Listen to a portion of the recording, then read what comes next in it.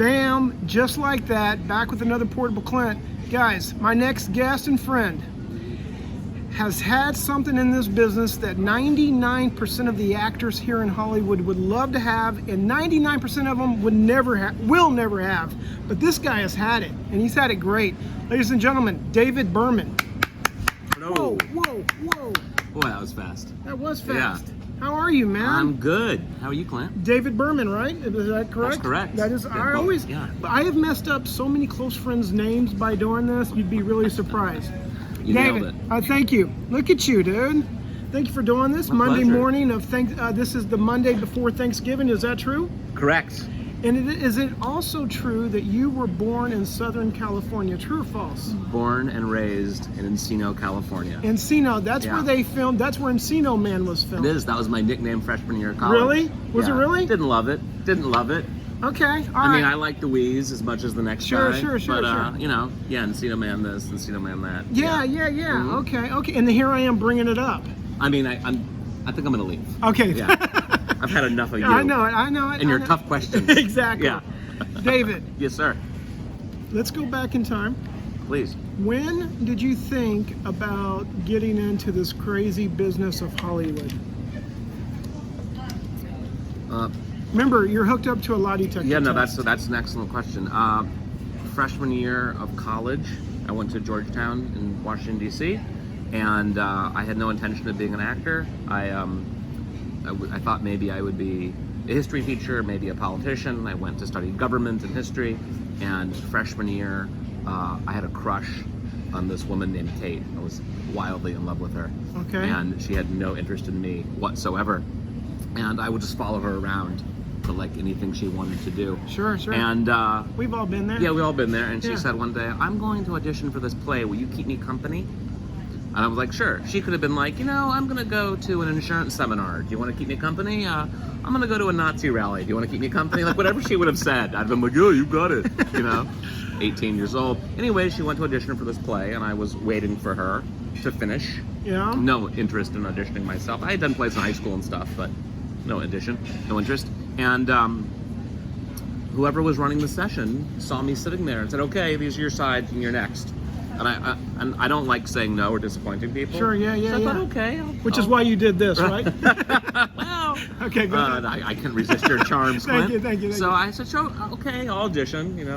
And I auditioned, and I ended up getting a part in the play, and she didn't, by the way. Really? And, yeah, and it was amazing. It was the only experience that I had my freshman year of college that remotely interested me and that I enjoyed. Okay. So I was hooked. I was really hooked. I don't think I freely admitted till years later, okay, I'm gonna do this, where I came out as an actor, I freely admitted this is what I wanted to do. But I think in the back of my mind, after doing that play, I thought this is something that I kind of can't live without. But you know what, David? This is the first time we've hung out before. Yeah, This is the first time I've really noticed you have a great voice. You have like Thank an you. actor's you have a voice that speaks to the actor in the very back row. I mean, does anybody ever told you about your, what do you call that? Like a booming voice?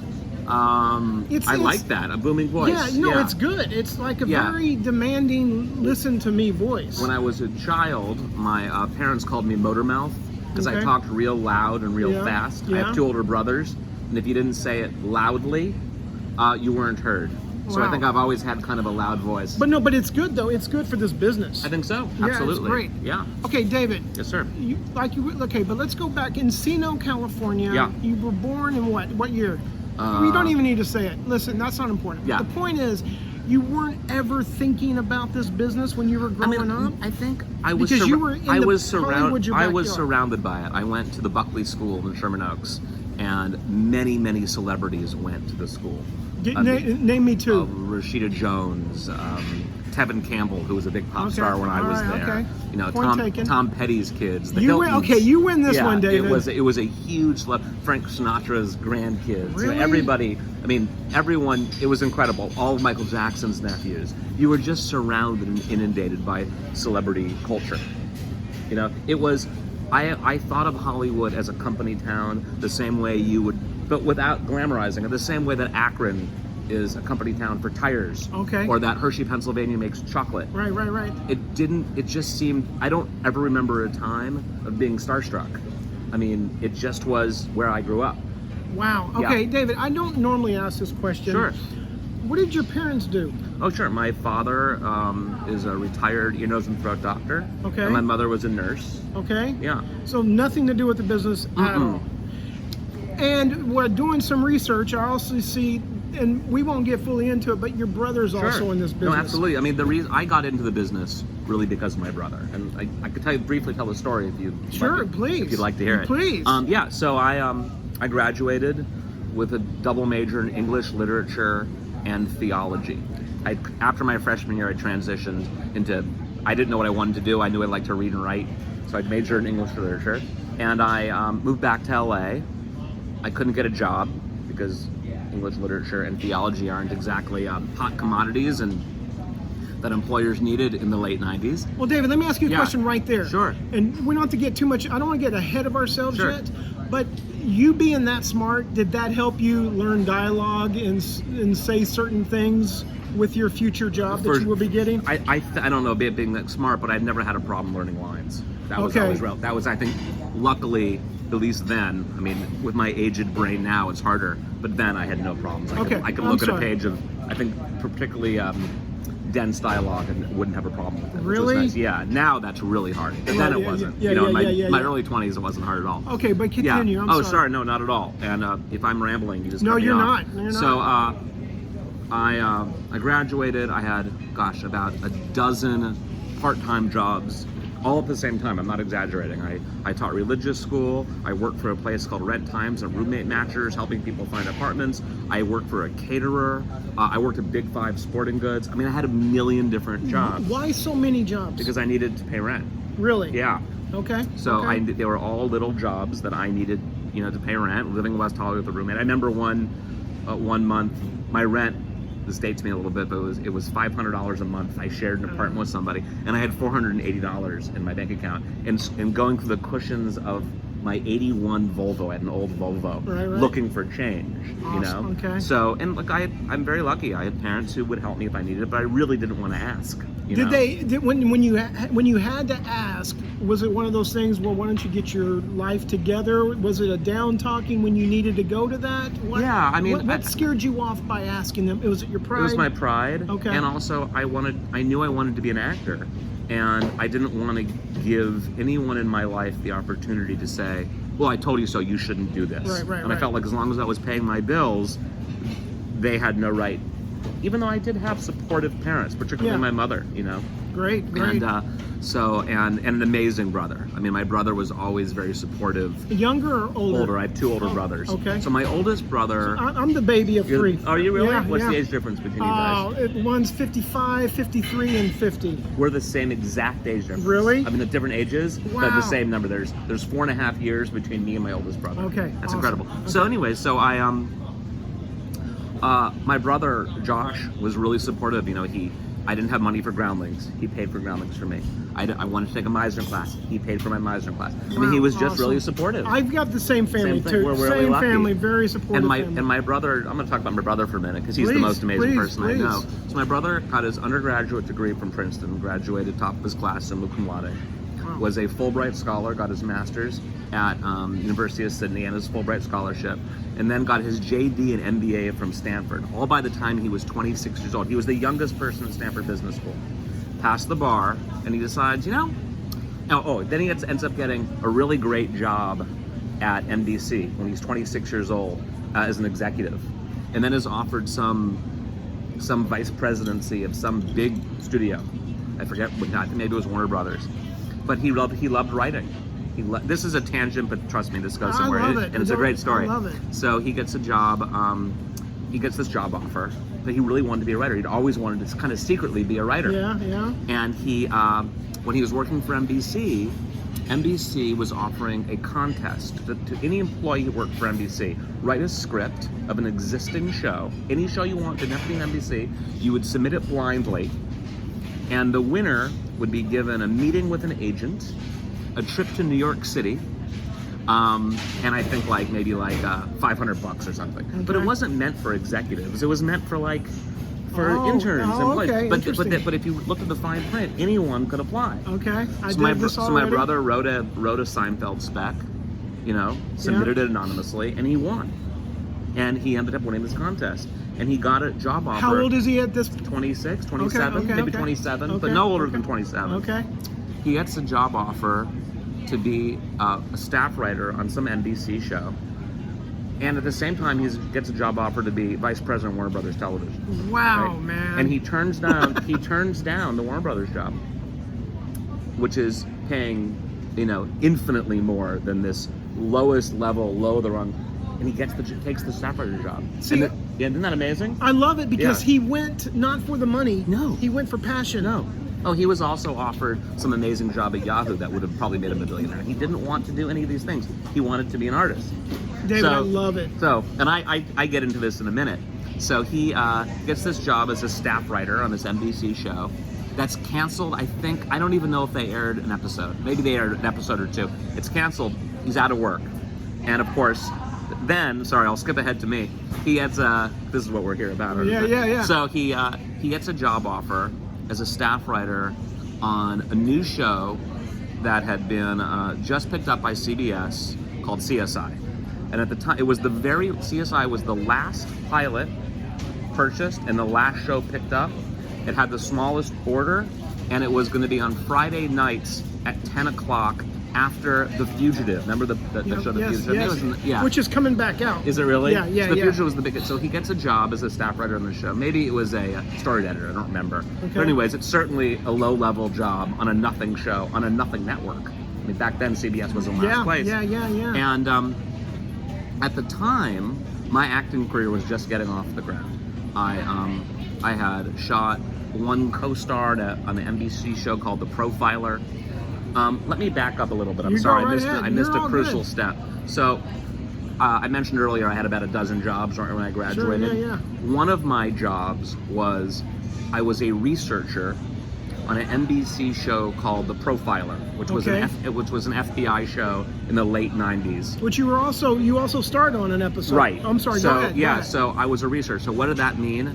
That job essentially was I acted as a go-between the writing staff and the real-world professionals, mainly law enforcement, who would help inform the episode. So if there was a scene between an FBI agent and a homicide detective, and they were talking legalese and jargon that would be associated with those two professions, it would be my job to then to do a dialogue pass, as well as answer any specific questions. So let's just say that we're at the farmer's market right now. Say that there was an electrical fire at Dupar's, and they had very specific questions about that. They would ask me and I would answer it. So I did that.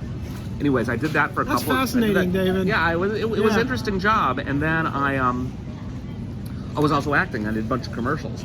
And the showrunner of Profiler's name was Steve Croners, saw me in a commercial. And I didn't tell anybody I was an actor. I was like, I wouldn't say I was embarrassed, but I wanted to be thought of, I wanted to be taken seriously. Okay. And I knew that actors often weren't taken seriously. Yeah, that's true. So he saw me in a Wall Street Journal commercial that aired all the time. And he goes, I had no idea you were an actor. And I said, yeah. He goes, do you want to be on our show? I was 23 years old. And I'm like, yes. Yeah. I mean, Yeah. He's like, okay, well, we have to audition. I said, yeah, of course. So I auditioned. I got booked the same day. Wait, hang on a second. Sure. When you go audition, Yeah. Do you have to go to the audition, or do you get your own little setup? No, I had to go to the audition. Okay. I got a call. This is a long time ago. I just like to know people that just because you know someone, it doesn't make a bit of difference. You still have to nail it. Knowing someone opens the door. That's it. That's all it does. Yep. And by the way, I am not discounting the value of a door being open. Amen, brother. But if you are not prepared, the door slams just as quickly. Yes. It may be even harder because people are even more suspicious of how the door opened. Oh. So, anyways, I booked this role on The Profiler, and it was just one scene, but it was a really funny scene where I actually got to do some stuff. Nice. And the showrunner really liked it, and he said, fantastic. He said, next season we're going to bring you back. We'll make that a recurring character. And I'm like, I couldn't believe it. I'm 23. I'm like, boy, this is easy. This acting thing isn't that? It's kind of easy, right? Yeah. Why are people killing themselves? Right, killing themselves. I mean, look, I'd had a tough time for a couple of years. But a couple of years is nothing. Yeah, yeah. So I'm so excited. I quit all my other jobs because I was still working as a caterer. I was still working at this rent time for matches. I was a script reader. So I'd read scripts and write story coverage. Yeah. I was doing at my peak. I was working for 6 companies simultaneously. Wow. I was working I was working anywhere from a 70 to 90 hour work week. I mean, it was crazy. 7 days a week. Wow. Anyways, I digress. So I quit all the jobs except for the research job. And with the idea that I'd be back next season. Did you feel guilty by quitting those jobs? No. Okay, I'm just making sure. Oh no, it's a good question. I felt so good. Okay. It was so nice. Yeah. Okay. To have a little time for myself.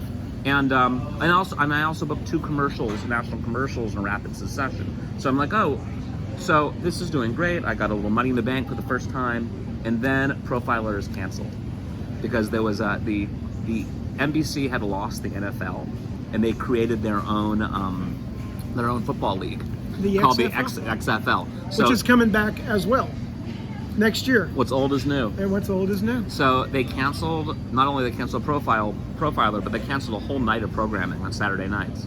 So I was out of a job. Okay, what was that like?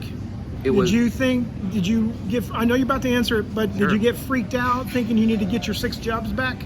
Yes. Go ahead. I was scared, but at the same point, I had 6 months of expenses. If everything went wrong, I had 6 months worth of money. Okay. 6 months of rent, going to dinner a couple times a week, I was doing okay. And I thought, I'm just going to get back. I'm just going to be an actor. That's all I'm going to do. And I'm going to take another class. I was always in class. Really? Oh yeah, it's always, even when I had no money, I was in class. I'm going to ask you a really basic question. Sure. What's your point of keep going to class? What did that do for you? In the same way that if you want muscles, or you want to be in good cardiovascular shape, you run and you lift weights. Okay. All right. It's just, I feel like an actor acts. Okay. You're absolutely right. Yeah. But sometimes it's just that simple. Yeah. But a lot of people, I don't have time for that. I don't need it. Yeah, I think everybody does. Yeah. I think it's really important to practice your craft, whatever it is. Yeah, no, you're absolutely right. And look, if you're a writer, you don't need other people. If you're an artist, you don't. All you need is a canvas, a piece of paper.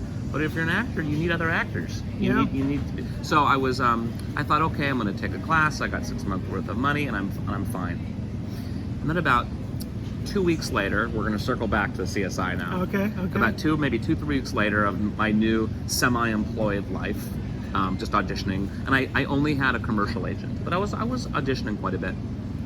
Who was your commercial agent? At the time, Commercial Talent. Okay. I don't even know if they're around anymore. I feel like they just closed recently. Did they? I feel like that. I could be wrong. Neil and Sheila, those are my agents. Okay. Yeah, Right. and it was great. I did a play in at the Powerhouse Theater in Venice. Okay. And they saw me in the play. So someone's always watching. Someone's always watching you, even if you don't realize they're watching you, right? That's exactly right. It was 3 Chekhov 1-acts. Okay. And my co-star Melissa, her agents came to see the show, and they saw me, and they signed me as a commercial agent, and I'm auditioning commercially. So I'm at this point. This is the year 2000. I don't have all my jobs are gone. I'm just an actor. Okay. This is the only time in my life where I've just been an actor. So a few weeks go by, and my brother calls me, Josh calls me, and says, look, I just got hired on this new show called CSI. Never heard of it. No one had heard of it. Hadn't aired. They had just shot the pilot, and he told me what it was about. He goes, I got you a job interview tomorrow with Carol Mendelsohn, that was the showrunner, to be a researcher on the show. Because I had been... And he's just looking out for you. Did you tell him recently? Did you tell him before that, hey, look out for a job for me? Absolutely not. And I didn't tell him that I even wanted a job, because I didn't. I just wanted to be an actor. Yeah. So he calls me and says, okay, you have a job interview to be a researcher. Because I had one of my many jobs was being a researcher on that other show. Okay. So, and I said, Josh, how much does it pay? And he said, $400 a week. Now, I knew from the little bit he had told me about the show that this was going to be a very difficult job. This was a science show. Profiler was a soap opera that had a law enforcement element to it. Right. CSI was going to be a science show. I majored in English literature and theology. I knew how hard this would be. So I said, Josh, thank you so much, but I'm going to pass. I'm not interested. Tell me his Sure. attitude. Tell me his attitude towards you saying no to him. How close are y'all for him? Tell me about I'll tell that. you exactly what he said because I'll Please. never forget it. He said, David, I went through a lot of trouble to get you this interview. He said, I love you, but if you don't go on this, at least go in this interview, I will never help you with anything ever again. Oh boy. This oh is boy. the very definition Oh, of Jewish boy. guilt. Okay. Right? This okay. is okay. because I'll never help you again. And he said it in a totally calm voice. Okay, Right? all right. And I'm like, okay, I guess I'm going on this. I'm gonna go on this interview. It was a phone interview. Okay. So I came up with a plan that would guarantee that I didn't disappoint my brother, but I also didn't get the job. Okay. So I figured I'd get on the phone the next day with Carol. That was the woman who ran CSI, and I would tell her, I'm interested in the research job, but I'm really interested in being an actor. And if I accept the job as a researcher, will she let me audition for a role in the show? Knowing that no one in their right mind would say yes then. That's crazy. Okay. Nobody all right. wants to interview you for essentially an office job and then also put you as an actor in the show. I mean, anybody who's watching this would know that that is a sure way not to get Sure. the job. Absolutely. So I had the interview the next day, and Carol was telling me all about my job responsibilities. It sounds really intense. And is this job yours if you want it? Yes. Okay. The $400, 70-hour to 80-hour a week job is mine if I want it. Okay. Right? Okay. So I tell her, she details the job and the money and everything. And I say, okay, well, look, I'm interested in the job, but I'm really an actor, and I'd like to audition for a role. And without skipping a beat, she says, and I'm expecting her to say, I'm sorry, we're not interested in that. And I had already prepared my, I completely understand, good luck with the show speech. Okay. But what she says is, Hang on. And before Sure. you say that, Yeah. how close is your brother to this lady? very close. Okay. No, at this point, they hadn't known each other that well. Okay. Yeah, no, they became very close, but at this point, the show had just started. He had just met her. So this is a stranger to you, basically. This is a total stranger Okay, to me, and okay. at this time, an acquaintance to my brother. Okay. Okay. So she says, to my great surprise, David, if there's a role in the show that we think you're right for, we'll let you read for it. So I had no choice but to take this job that I truly didn't want. I took the job. It was the research job was even more difficult than I anticipated. I would wake up at 7 o'clock in the morning. I had a dictaphone on my desk, where you'd actually be able to record conversations. Yeah. And from the Do you still have that dictaphone? No. I want one. Okay, go ahead. Go ahead. You know what? If it's in storage, it's all yours. Oh, Clint. thank you, David. I appreciate that. So from the moment I would wake up until I go to sleep late that night, I would be talking to DNA analysts, toxicologists, odontologists, police officers, CSIs, cops, all day long. And the writers, the 9 writers who were on staff, would call me all day, and I would record our conversations. They'd ask me questions. Oh, so if a bullet entered, your chest and exited through your tailbone, at what angle would the shot approach the body? What damage would it do inside? Tell us about the different types of weapons and caliber sizes. I mean, I majored in English literature and theology. It was so difficult. Okay, but Yeah. knowing all of that, Yeah. learning all of that now, back then, did Yeah. it help you with your role later? No. Okay, No. go ahead. Go ahead. It helped me feel. It helped me with the understanding that I could do anything. Okay. Right. So it gave me confidence. If you could do something that your education doesn't prepare you for, and your personal interest doesn't prepare you for, I absolutely could be an actor. Acting was something I was good at and that I loved. So if I could do this research business, I like this. right? Yeah, So, I like that. So I did this for about a month, maybe 6 weeks. There's no audition, nothing. Is the tunnel dark? Do you see any light at the end of this tunnel? Or is it dark? Are you hating what you're doing? I know you're getting confidence. Yeah, I wouldn't say I'm hating it, but it's not my favorite thing. I want to be an actor. Okay. Okay. And I wanted to audition more, and I was frustrated. Okay. So after about, 6 weeks, maybe 2 months, I got a call one day. They say, okay, you have an audition tomorrow. And I'm like, great, where are my sides? Where are my sides? They say, you'll get them at the audition. That's never a good sign. No, that's never a good sign. Never a good sign. Especially for a show like CSI. Yes. So I get there the next day. The role is ND Lab Tech. ND Lab Tech. What does ND stand for? Nondescript. So the role is nondescript lab tech, and my line is is Mr. Grissom, the body is ready. That is it. That's my audition. Is that gonna be the name of your book when it comes out one day? So I was like, hey, it's one line, and I'm nondescript lab tech. Wow. And I audition for it. I get it. I book it. I have an 8 a.m. call time, maybe earlier. I get to set. I get to my trailer. I don't even get called to set. I don't even show up on set. I'm in my trailer from 8 a.m. to like 6 or 7 p.m. I read most of the first Harry Potter book, I remember, in the Honey Wagon. Right. No one talks to me except for William Peterson, who was the lead, who was really nice. One of my questions is, sure. William Peterson, what do you call him? Billy. Okay. Yeah. I always like that. Yeah. I always like when people Yeah, he's the greatest. I'll talk about that in a minute. Yeah. So I do it. I remember I got home at about, maybe 9, 10 o'clock that night. I'm like, wow, that was my one line. It was $617 for the day, which was, a third more than my weekly salary as a researcher first year. Yeah. The episode airs. My line and scene is cut and don't even appear in the episode, and I'm still doing my research job. I'm like, wow, well, technically, they kept their word. They hired me to do the show. Yeah, that's true. I'm back to my research job, which I'm grateful to have a job, but once again, this is not what I want to be doing. Right. At least not the only thing I want to be doing. So they call from the show and they say, we feel bad that you were cut. We're going to bring you back. You don't have to audition. And I get a role, and my character has a name and a job. I'm the coroner's assistant, and it's a fantastic scene. Okay. I get a scene with Georgia Fox, who's one of the actresses in the show, and I get to flirt with her. Awesome. And at the time, the show had very little humor, and there wasn't a character like me. Everybody was very good looking and very serious, right? I'm neither of those things, right? And touche. The scene went over really well, and I remember the day after it aired, I saw Anthony Zeiker, who's the creator of the show, and a pretty no-nonsense guy.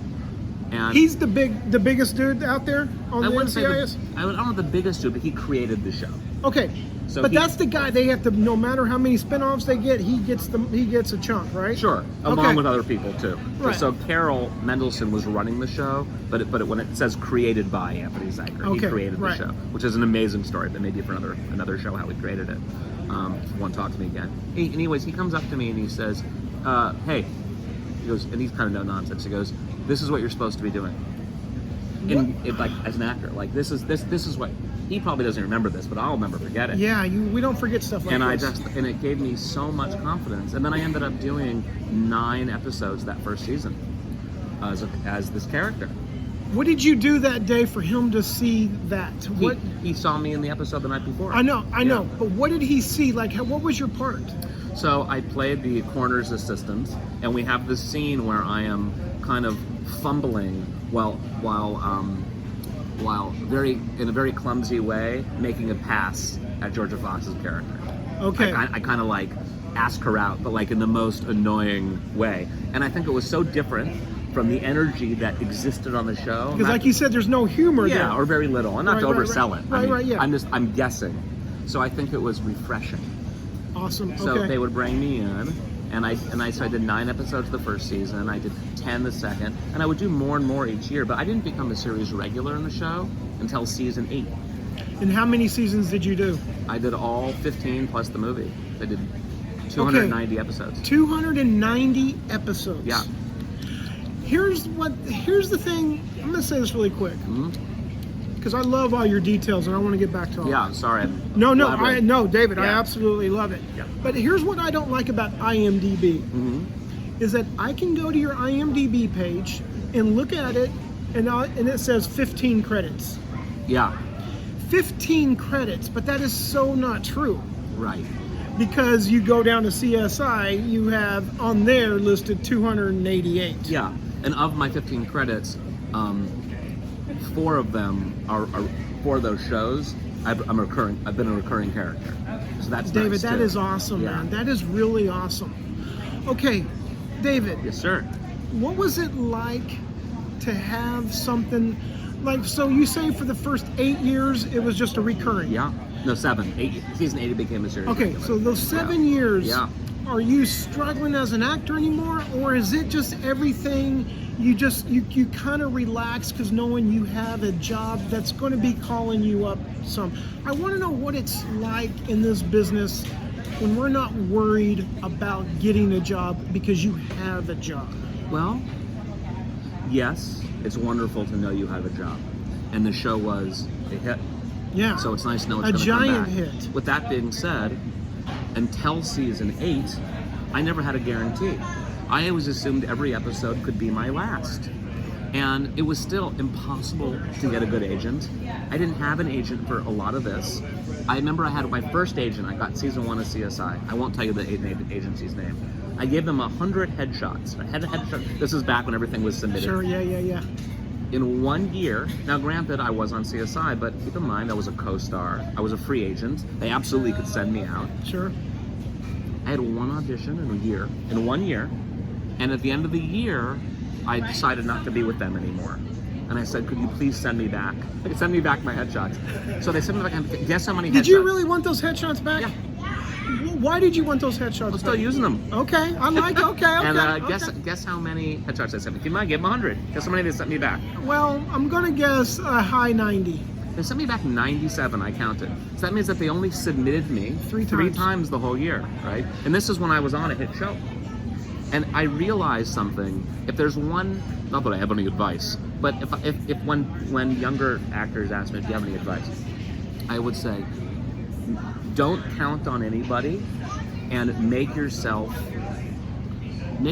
useful to people who could help you. And I'll elaborate on that. Please. I think I'm certainly a competent and enjoyable actor at times. You are? I don't think that I'm better or worse than a million other really great actors, competent actors. What separated me is that I made myself useful to dozens of writers in my capacity as a researcher. So I was underpaid as a researcher, but I worked 24 hours a day, 7 days a week. I was always available. So a writer of an episode of CSI, who perhaps I saved his ass because he would send me a research question at 5 o'clock in the morning, email it to me about a script I would do the next day, and I'd wake up on a Sunday and answer his questions. He or she would be very grateful to me. And the way that they would occasionally pay me back is by throwing me a bone, particularly early on. Wow. We'll put him in the episode. We're not going to pay him as much as a researcher, but we'll put him in the episode. Now, eventually, over time, I became part of the fabric of the show. So after you've done 40, 50 episodes, maybe 15 of those first 50, I didn't need to be in. Someone was doing me a favor. Awesome. Right? Yes. So you eventually become part of the fabric of the show, and then I became a series regular because I just fit. I can't tell you how many times in my capacity as a researcher, having access to writers and writing staffs, I've gotten work as an actor. Wow, so it doesn't man. necessarily need to be as a researcher, but make yourself valuable to people who are in a position to do you a favor. Awesome advice. Awesome advice. All right, David. Yeah. Season 8 comes along. Tell me about the phone call where they go, hey, David, we got some good news for you. Yeah, I was in Columbus, Ohio. So I'll back up for a moment. After season 3 of CSI, CSI let me hire an assistant for my research business. They let me hire an assistant researcher. So season 3, you're still researching. Still researching. Okay. Still am. And so they let me hire an assistant for 8 hours a week because I was acting more and more, and the research, my responsibilities were just even more intense as the show became more popular. Let me hire someone for 8 hours a week, who was a buddy of mine who I met in Jeff Perry's acting class. Do you know Jeff Perry, the actor? I feel like I know Jeff Perry. He was one of the founders of Steppenwolf, a great actor. Yes. So I was taking a Steppenwolf class that William Peterson recommended because I was once again always in class, and even I was in class for the first 5 years of CSI. Wow, man. So I met this guy in that class. Are these other actors like going, dude, why are you here? You're already on a show? Are they saying that? Some of them. Okay. Yeah. That's cool, though. That's cool, yeah. So anyways, I befriended an actor in class who was the best actor in the acting class, by the way. Always it's always good to gravitate towards the general talented people. Yes. Hire him as an assistant, a researcher, and eventually give him more and more hours. And then writers start to leave CSI. Slowly, like in any show. Sure. And as writers would leave CSI, they'd go to other similar shows, Bones, The Blacklist, CSI Miami, dozens of other shows CSI over New time. York. CSI New York, and they would always ask, "Is there any chance that you could do research for us?" So we hired a third person, and we started a company called Entertainment Research Consultants. Wow, that we still wow. operate. Wow, that's man. still my other job. Wow. Okay. So we started this research company. So, and then an agent out of New York read about our company, I believe, or maybe we were recommended by a friend, and he would book us to speak at colleges and museums about how television shows are researched. Wow, David, that is so fascinating. So we were in man. Columbus, Ohio, at a museum giving a talk about the science behind CSI and how the show is researched. And I got a call from Carol, the showrunner, saying, "We'd like to make you a series regular for season 8. David, Yeah. is it true that life happens when you're living life? Life happens when you least expect it. Well, yeah, man, but the thing is a lot of us actors are just waiting for the phone to ring. But you were out there making things happen. No matter that you even had a nice recurring gig, you were still working. I was always scared it would be taken away. And I'm sure you know, Clint, a million actors who had a lot of success for a short period of time and then end up broke. Yeah. I mean, yeah. I could think of, let's not saying names, of someone I know who worked at a bar, got a job, working week to week, worked as a series regular for 5 years. Within a year of the show being over, was back working at that bar. And I never wanted that to be me. No, I always wanted. Yeah. Someone said, a writer at CSI said, what money does, money is a force field between you and are we that person in the show? You do whatever you want. He said, to do. money is a force field. She said, money is a force field between you and shit you don't want to do. right, So I thought right. the more money that I had, or the more security I had, I would never have to work at Big 5 again. I would never have to be a Sunday school teacher, which those are perfectly good jobs, and it wasn't what I wanted to do. Right. I thought what I want to do the most is act. That was number one, right? So I'm like, what's number two? If I fall off that top rung of that ladder, what's number two? I know I don't want to work in an office. I want to work at home. I want to work in my own place. I go, okay, well, the research job affords me that. And then I thought, if I can't do that, I know I wanted to work in show business. So I think that what I put in place was a system that if I fell off one rung of the ladder, I wouldn't fall all the way to the bottom. Does that make sense? It makes perfect sense. Yeah. Yes, beautiful sense. So I get to answer your question, I get the call, you're going to be a series regular. Were you kind of marketing for this to happen? Were you kind of like, hey guys, I think it's time? Is anything going on like that? And you still don't have an agent at this time? No. Do you have an agent now? I have a manager now.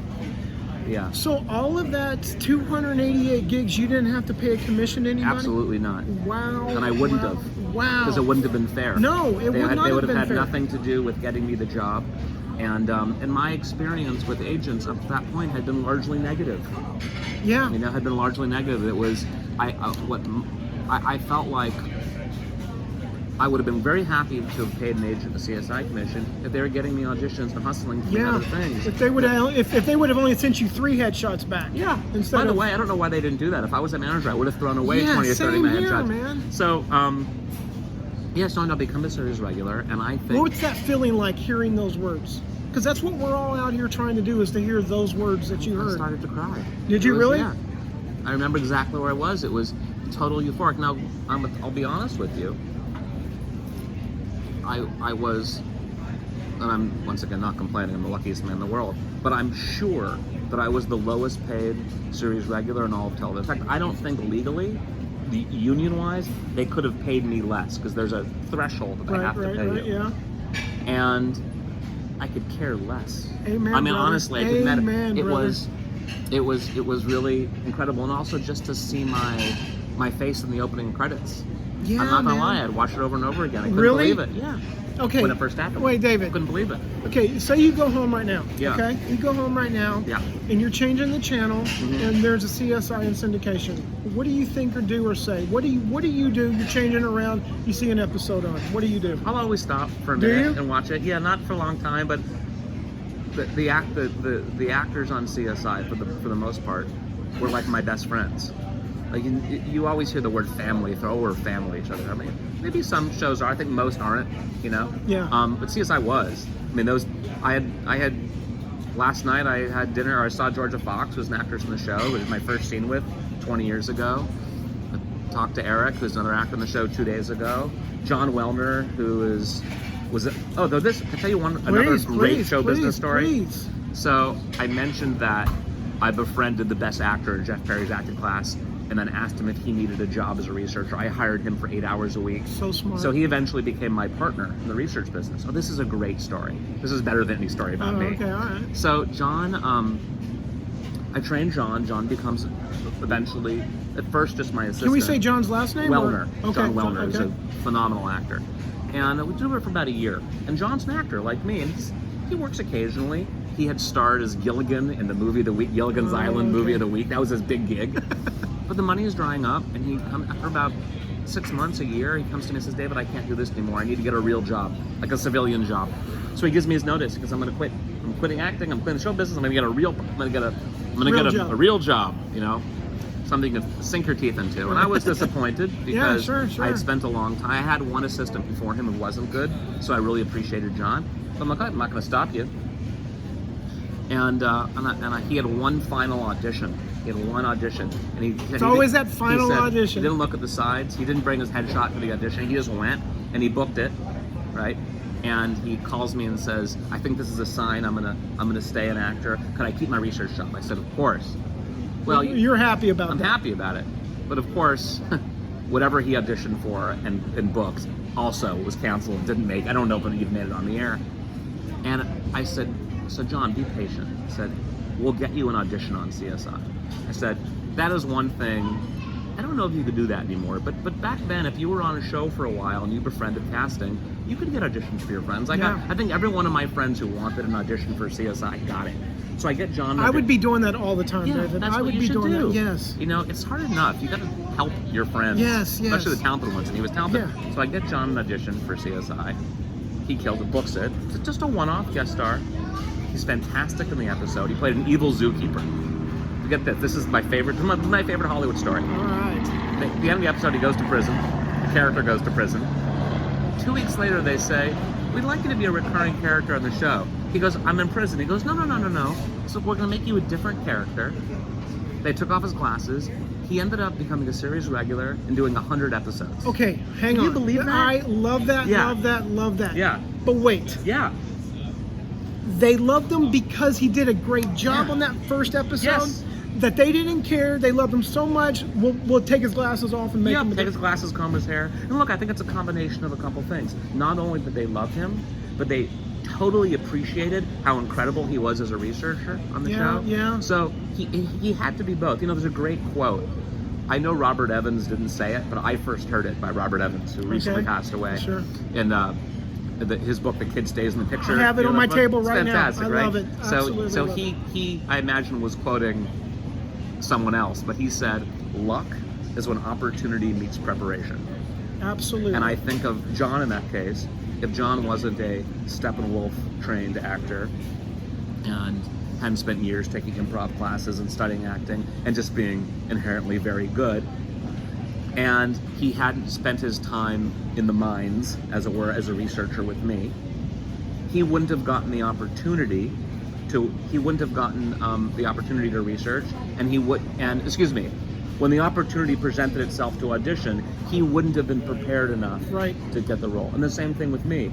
If I hadn't taken a million acting classes, if I hadn't done theater for nothing in the middle of nowhere, when my brother got me that job interview with Carol, and Carol got me the audition, and then I was brought back to do an episode, if I hadn't done a good job, there wouldn't have been 290 episodes. There would have been one.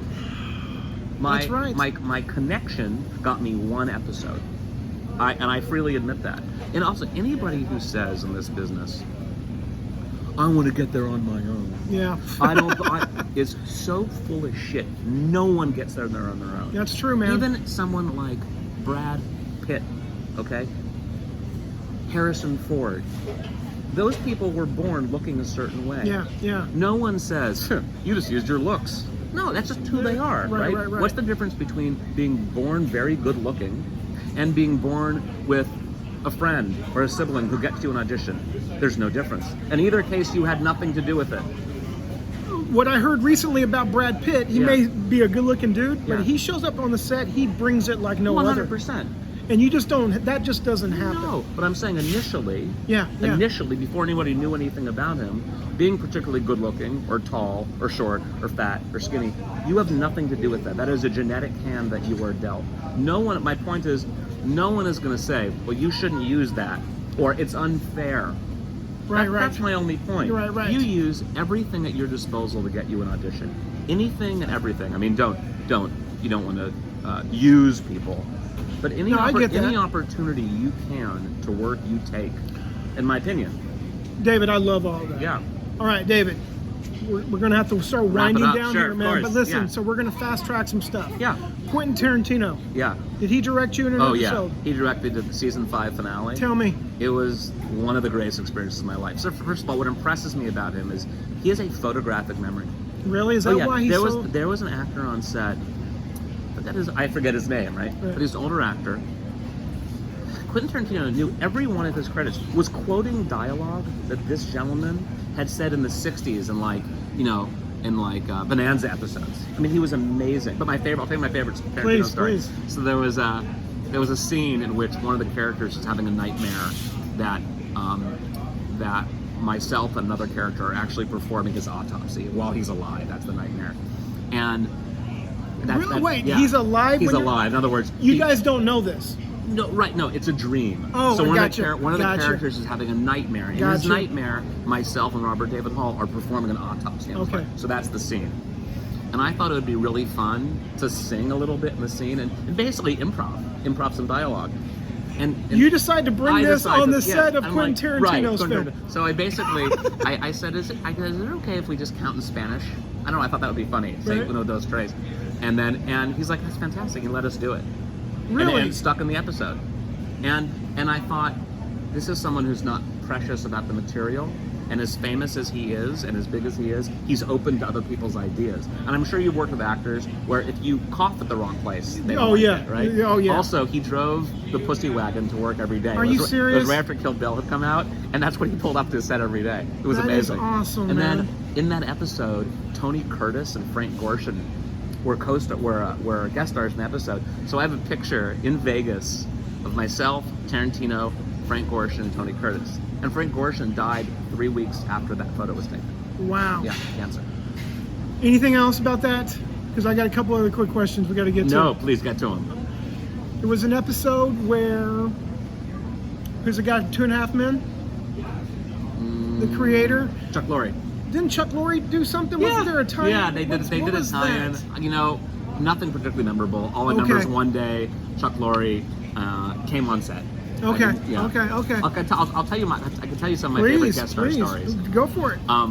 So Taylor Swift guest starred on CSI. Okay. And at the time she was a big star, but she wasn't the titan she is now. But she was a big star, and she came on set, and she was so unbelievably kind. Just sweet to everybody. And I was talking to her father. Her father was on set, and she said, he said, this is Taylor's favorite show. And when is that why she did it? Yes. Okay. So when the producers approached her, said, okay, it's going to be this amount of money. She goes, okay, I'll pay that. She thought that she had to pay to be in the show, right? Isn't that amazing? But the best story is why I'll always be a Taylor Swift fan. I think she's incredible. There was a stand-in on the show who'd been a stand-in on CSI since the beginning. An older, guy, probably in his mid to late 50s. And he came up to Taylor and said, would you mind signing an autograph for my daughter? Now keep in mind on CSI, whenever we had big celebrities in the show, we had dozens over the years, on the call sheet it would always say, don't ask for autographs. I'm really surprised. Yeah, right? I'm really surprised by this story. But Taylor Swift was such a huge star that people just defied that. So anyways, this gentleman, the stand-in, comes up to Taylor. I'm going to call him Jim for the story. Sure. Jim comes in and says, will you sign an autograph for my daughter? And Taylor says, well, look, I'm going to be here for another week. Why don't you bring her? I'd love to meet her. And he said, that makes all the difference. The story gets better. He says, well, actually, I'm divorced. My daughter lives in Toronto with her mother. And Taylor says, oh, I have a great idea. He says, get a piece of paper.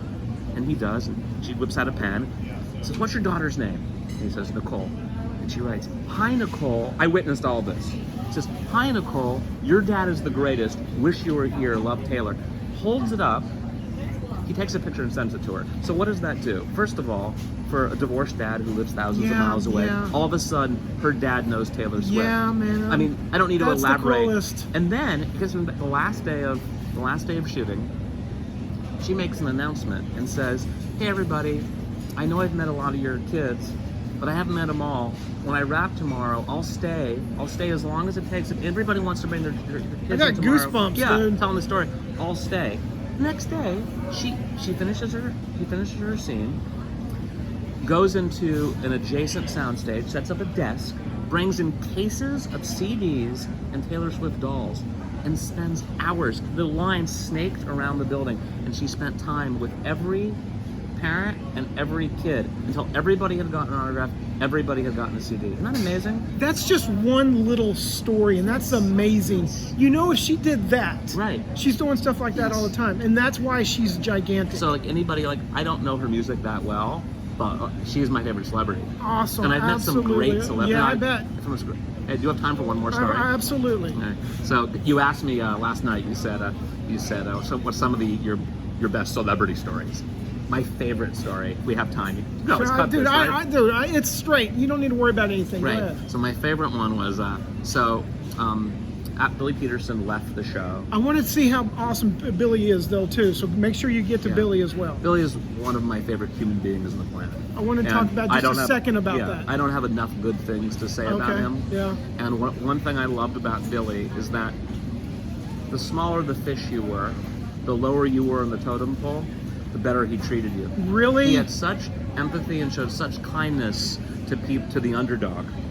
I love this. Is my favorite story. If they say, you've heard the expression, a fish rots from the head down. Yeah. Well, the opposite is true as well. If number one on the call sheet is a mensch, and number one on the call sheet treats the other actors with respect, no one else can get away with bad behavior. I remember at season 1, real quick as an aside of CSI, we were shooting out in Thousand Oaks. It was raining, it was late at night, and the corpse du jour, the dead body of the week, was a jogger and who had been attacked, and the gentleman was wearing shorts and a t-shirt, and we're hovering over his body and talking about the nonsense about his body, and he's shivering.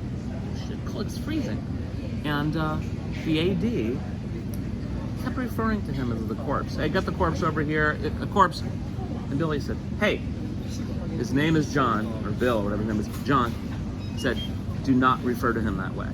I love him. Isn't that I great? love him, Yeah, love him, nicest guy. And he was always like that.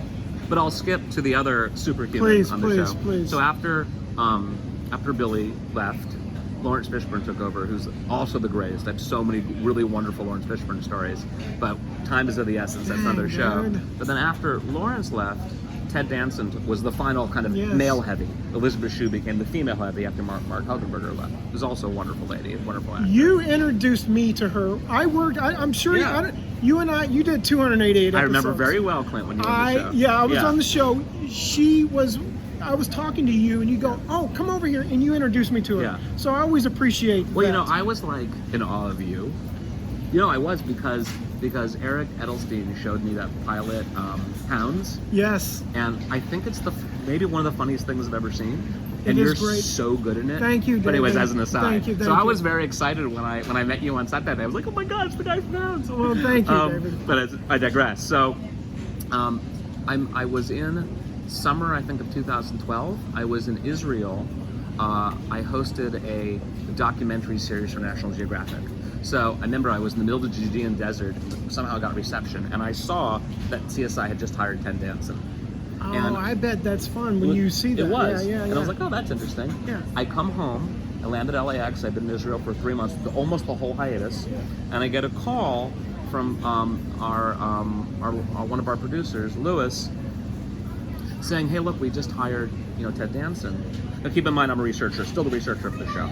Said, would you mind escorting him to Las Vegas tomorrow would I mind? And introducing him to the various law enforcement officials. In my capacity as a researcher, whenever there'd be a new actor on CSI, either myself or John would take them to Vegas and take them to the round so they could meet their real life counterparts, the real coroners, the real DA. So I said, sure. So I quickly called all of my contacts in Vegas. I arranged for a ride along to go to real crime scenes. Are they excited that you're mentioning Ted Danson? Yes, they are. Yeah, okay. They are. It's much easier with Ted Danson Sure. than it would be with David Berman. Exactly. You know? So, and I'm a little jet lagged. I've been in Israel for months. I go to Burbank Airport. Go to Universal. Pick up Ted at Universal. We go to Burbank Airport, Bob Hope Airport. Our plane is delayed like 3 hours. I'm jet lagged. And I'm starstruck, and as I said earlier, because I grew up in Hollywood, I tend not to get starstruck, but there are exceptions. Yeah, and that's Sam Malone is an yes, exception. Yes, it sure is. And we're on the airplane flying to Vegas, and I just like Ted.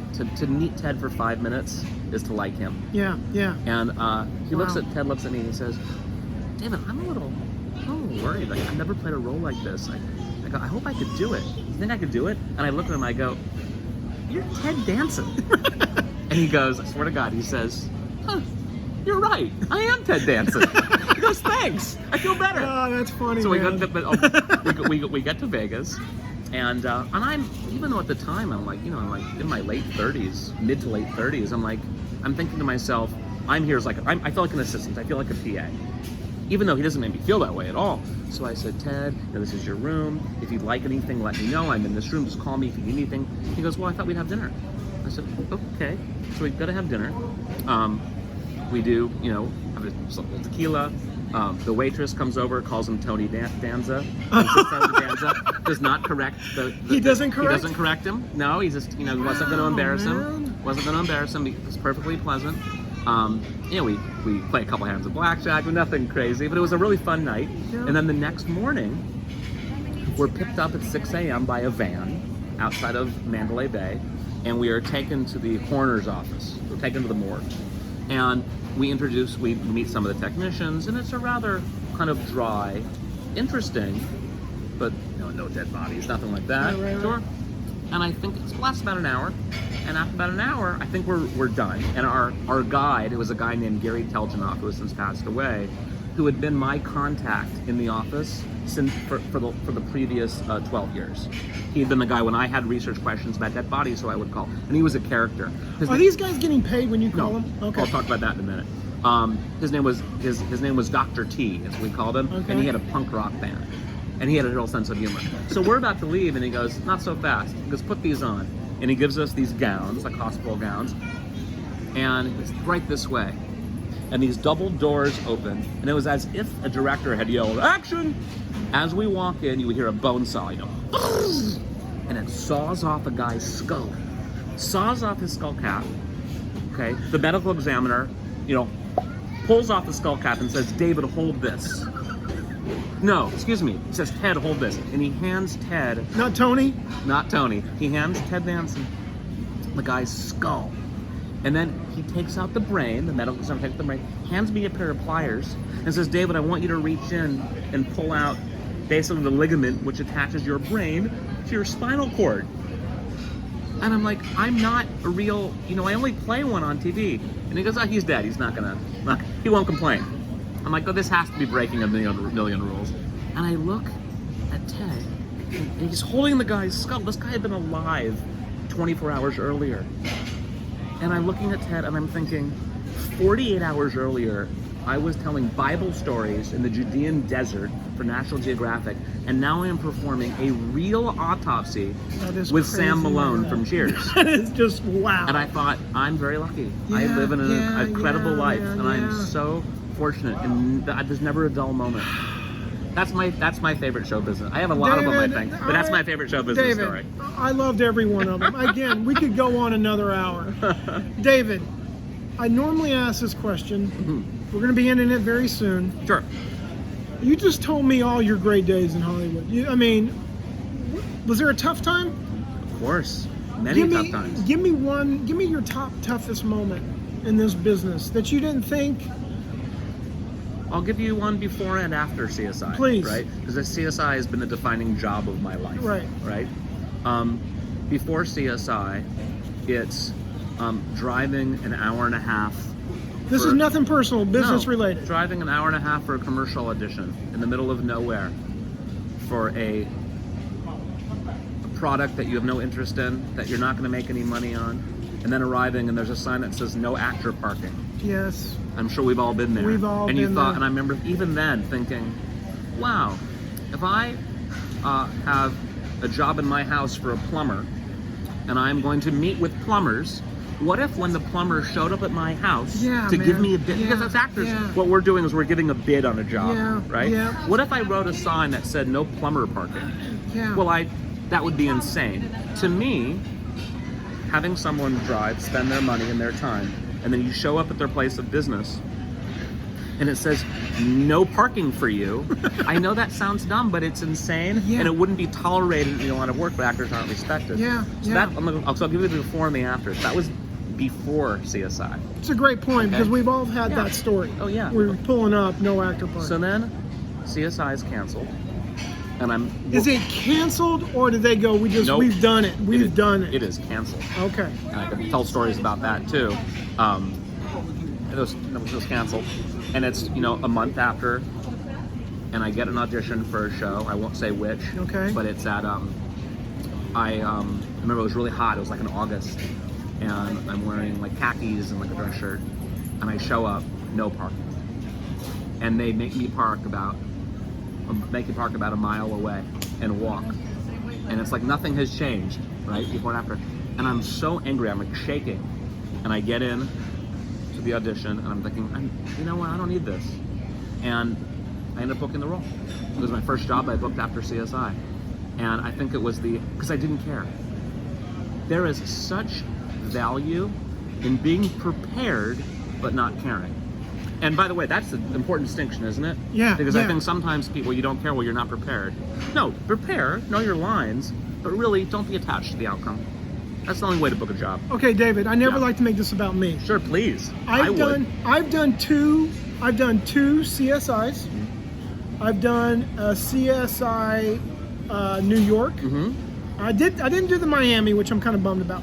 But the very first time I booked my first CSI, I auditioned for they're in North Hollywood. They're in Hollywood. What's the North Hollywood? Not CFB. What is Kritzer. Yes, Carol Kritzer. Ulrich, Dawson, and Kritzer. Yeah. I went in there. I literally auditioned for CSI 6 times. Yeah. Did not get it. Yeah. The 7th time, I get it. I had more dialogue than I ever before, and I'm going, I don't book this anyway. I'm just going to go in there and say the lines. Yeah. Literally just say it. I was frustrated, David, because I really wanted that show. Yeah. I go, by the way, this is the first time I did CSI, not the second time I did with you. Yeah. I go in there, I just say the lines, leave, don't think twice about it. I'm done with this place. I mean, it's my 7th time to audition for this. I book it. I go onto the set. The writer of the show comes up to me and goes, hey, Clint, hi, I'm so-and-so, I wrote this. I just want to say that your audition was fantastic. Your reading was just perfect. I'm going, wow. The time I didn't care is when I booked it. That's right. But you knew your lines. I knew my lines. You were prepared. I was prepared. Yeah. And because you've spent a lifetime preparing. Yes. And I think that as actors, we suffer so much rejection. Yeah. It's so easy to think that you're not good. It's so easy to think that you don't have something to contribute. But you do. Yeah. So trust the fact that you're here for a reason. And if you're going to pursue a profession where the odds of success are limited on the best day, you don't need to beat yourself up. The town will do that for you. Amen, brother. Yeah. Okay, David, I got Sure. 2 quick questions Please. for you, and then we're closing shop. Right. What's the best thing about being a part of a television show that lasted 15 years? The job security, if I'm really being on, and that's one. Yeah, that's fine. And the friends you make. Truly, you don't get that in most. As actors, we're gypsies, right? So you don't really stick around long enough to make lasting friendships. But on CSI, I did. What's the worst thing about being on a successful show for 15 years? I guess if I'm being honest, at least for my role, I didn't grow a tremendous amount. I think I said lividity is fixed, TODs around midnight, probably 300 times, Yeah. but truly, there's nothing bad about doing this. Over Amen, 15 brother. years. I know. There's I'm nothing- just. I mean, I think that I'm almost aping other people. I remember I was at a party once, and a very, very successful director said to me, "Oh, how do you do that for 15 years?" And I'm like, "Easy. I gotta Easy. act for 15 years." It's the best. The worst day on set, the worst day on CSI was the best day of the best day of my life.